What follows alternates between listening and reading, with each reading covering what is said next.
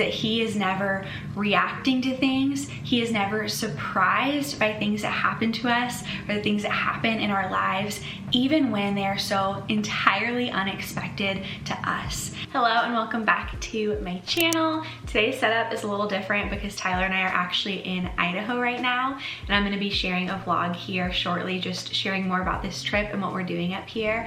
But as for today's video, I am going to be talking about one of my all-time favorite aspects of God's character, and this is an aspect of his character that has brought me so much comfort, and the more I understand this characteristic of God, the more comfort it continues to bring. And so my hope in sharing this is that one, you would know God more, and two, that this would also bring you comfort in whatever circumstances you're in right now, whatever things you're praying for, in truly understanding this part of who God is. And so the characteristic of God that I want to talk about today is God's sovereignty. And I know a lot of times in Christian circles we can throw around these words and just assume that people know what they mean, but I want to break it down and provide a definition for it, because it's kind of a word that's like, what does that actually mean? And so the definition I have here is that God is powerful and authoritative to rule over his creation.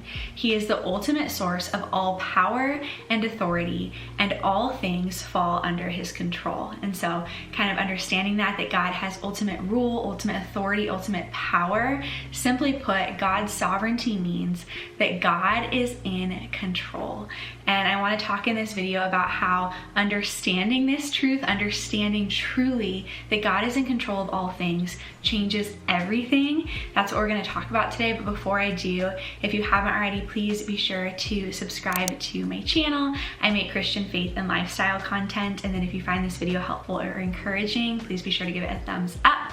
But let's go ahead and get into it. The first thing I want to do is take a look at some Bible verses on God's sovereignty so that we can understand a little bit more of what this means.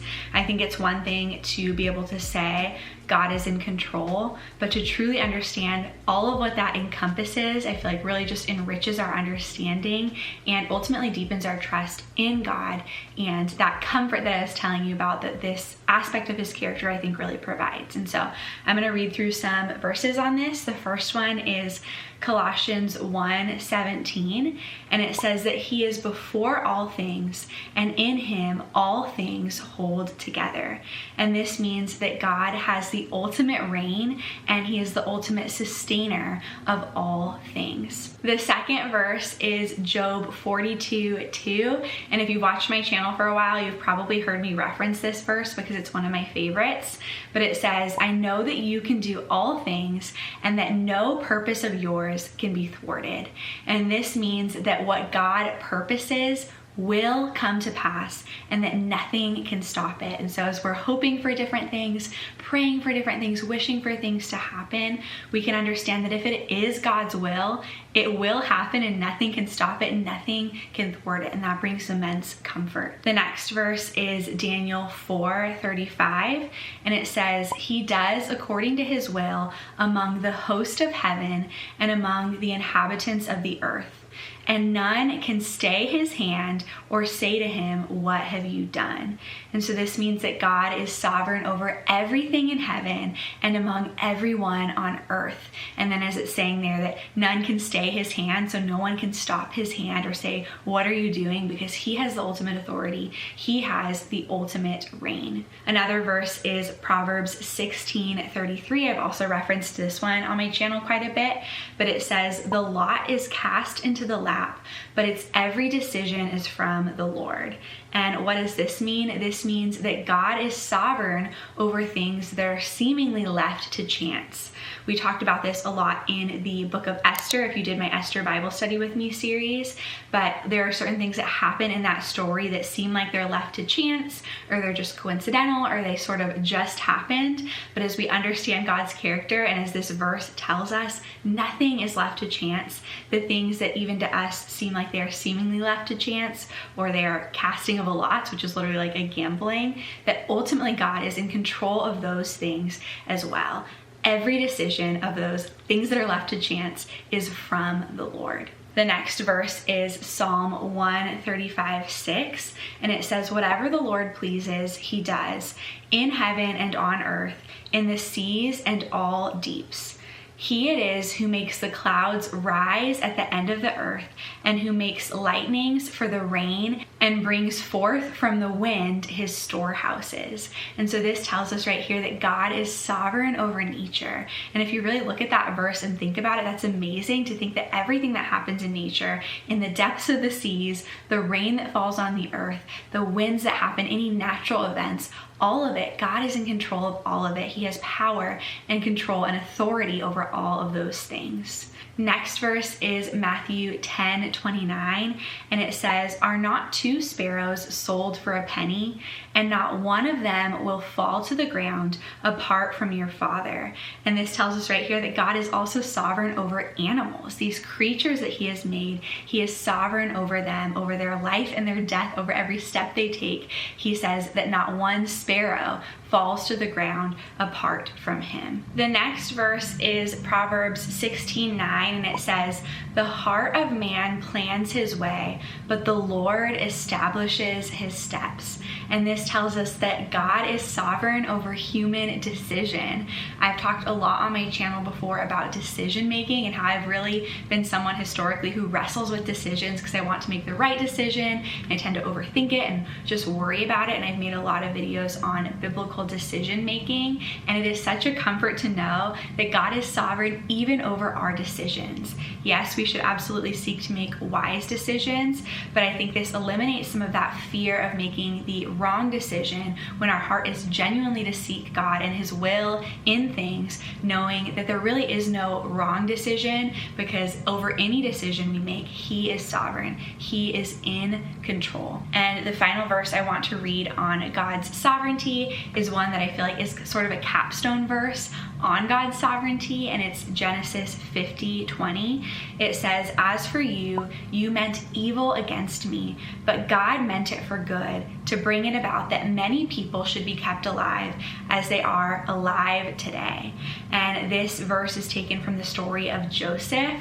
I actually made an entire video on my channel talking about if God was in it, or if I thought God was in it, why did it turn out this way? And in the context of this verse, Joseph is talking about how his brothers sold him into slavery, and how his brothers meant that for evil because they were jealous of him. But at the very same time, God meant or purposed that same thing for good, to position Joseph in this place in Egypt where he was going to use Joseph to save many lives. And so this verse here tells us that God is sovereign even when people wrong us, or even when they act from a place of evil or unjust motivations. And so those are some of the verses on God's sovereignty, and hopefully just in reading through those, you can understand a little bit more about why this is such a comforting aspect or truth about who God is. And now I just want to kind of break that down a little bit more and talk about why this is so important to understand. The reason God's sovereignty has been so comforting to me, the more I've come to understand it and truly believe it in my heart, is because, again, it means that God is in control of all things. It means that he is never reacting to things. He is never surprised by things that happen to us or the things that happen in our lives, even when they are so entirely unexpected to us. Even when we're reacting and thinking, man, I didn't expect this thing to happen, or I saw this situation going one way and now it totally took a different way. Even when we feel that way, God is never surprised to those things. He's never reacting to those things. He's never sitting there scratching his head thinking, well, I wasn't expecting that, so now I need to come up with a plan B. Even though we might be feeling that way, God never is. Again, he is in control of all things, and so nothing that ever happens is a surprise to him. Of course, we still have responsibility in the choices we make as human beings, but understanding God's sovereignty means understanding that absolutely nothing good, bad, happy, hard, or anywhere in between, nothing happens outside of his perfect or his permissive will. And here's where the comforting thing comes in, because I feel like you might hear that and think, okay, nothing bad happened outside him allowing it. Well, some things that happened are bad, so he allowed it, and why? But the reason this is comforting is because because if God permitted it, he has a purpose in it. That means that nothing is happening by chance, nothing is happening by accident, nothing is without meaning. If God permitted something, that means that without a doubt, 100%, we can trust in the truth that if he permitted it, he has a purpose in it. And understanding this truth brings assurance in knowing that whatever happens in this life, that God will work it together for our ultimate good. The beautiful thing is understanding that God's sovereignty is governed by his perfect and infinite wisdom, meaning that God knows things that we don't know. He sees things that we could never see. And when he acts, even when it doesn't make sense to us, it means he has a good purpose in it. And there are times that we go through things in life that we don't understand, that we can't see the purpose in it, that we don't know why God allowed it. And then we get to a certain point down the road where we can look back and in hindsight, see what God is doing, understand it, and even be thankful for it and see his goodness in it. And there are other times in life where we might not get that full circle moment here on earth, but in an eternal sense, we can absolutely trust that God works together all things for the good of those who love him and who are called according to his purpose, like it talks about in Romans 8:28. And so if God permitted something, that means he has a purpose in it. And if we are in Christ, we can have assurance that that purpose is for our good and for his glory. And so that is one of my favorite aspects of God's character, is God's sovereignty. Comment down below letting me know what one of your favorite aspects of his character is, or if there's a particular aspect of his character that you'd like to see me make a video on, because I would love to do that. But again, I hope you found this video helpful or encouraging. Please be sure to give it a thumbs up if you did. Thank you so much for watching, and I will see you in my next video. Bye.